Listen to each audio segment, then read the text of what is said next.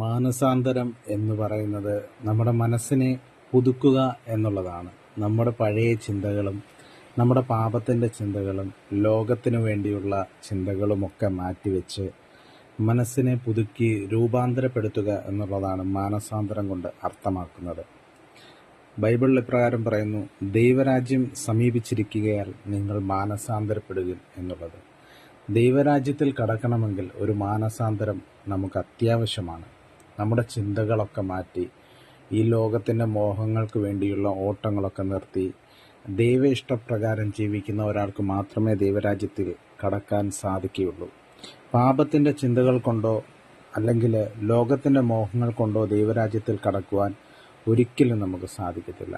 അതുകൊണ്ട് നിങ്ങൾ തിരിഞ്ഞ് മാനസാന്തരപ്പെട്ട് ശിശുക്കളെ പോലെ ആകുക എന്ന് ദൈവവചനത്തിൽ പറയുന്നു.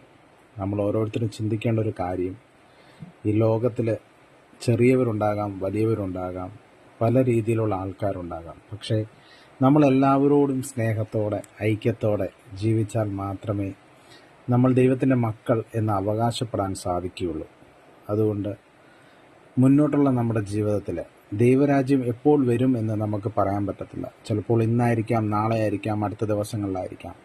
ഇന്ന് തന്നെ നമ്മളുടെ ചിന്തകളെ മാറ്റി നമ്മളുടെ പാപ സ്വഭാവം എന്തെങ്കിലും ഉണ്ടെങ്കിൽ അതൊക്കെ മാറ്റിവെച്ച് ദൈവഹിതപ്രകാരം ജീവിക്കാൻ നമ്മൾ ഓരോരുത്തരും തയ്യാറാകണം.